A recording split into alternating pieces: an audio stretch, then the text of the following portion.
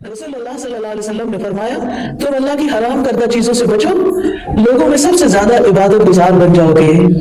ہم تو سمجھتے ہیں عبادت گزار بننے کے لیے عبادت کرنا ضروری ہے، اور یہاں کیا بتایا گیا؟ عبادت گزار بننے کے لیے حرام چھوڑنا ضروری ہے۔ اور حرام کیوں چھوڑے انسان؟ صرف اللہ کے ڈر سے، اور یہی تقویٰ ہے۔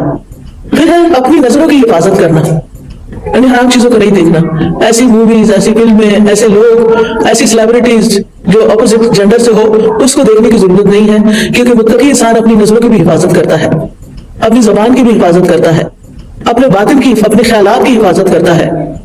ایک اور چیز، تقویٰ کس سے بڑھتا ہے؟ خواہشات کنٹرول کرنے سے، خواہشات کنٹرول کرنے سے۔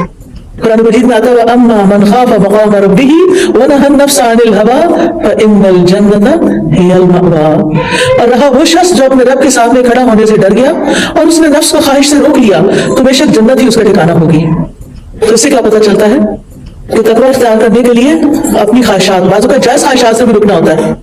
امام احمد کہتے ہیں تقویٰ یہ ہے کہ کسی خوف کے پیش نظر کسی ایسی چیز کو چھوڑ دینا جس کو آپ چاہتے ہو، یعنی مثلا آپ کا دل کسی چیز کی محبت میں گرفتار ہو گیا اور آپ کو پتا ہے یہ درست نہیں، یہ ٹھیک نہیں، تو آپ کیا کرتے ہیں؟ اللہ کی خاطر اس سے پیچھے ہٹ جاتے ہیں۔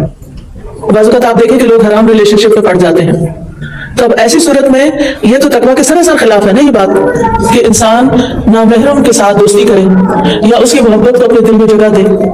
اگر شادی سے پہلے کچھ ایسا ہو جاتا ہے تو پھر کیا کرنا چاہیے؟ وہ رشتہ مناسب ہے، وہاں پر پیرنٹس کو شادی کر دینی چاہیے۔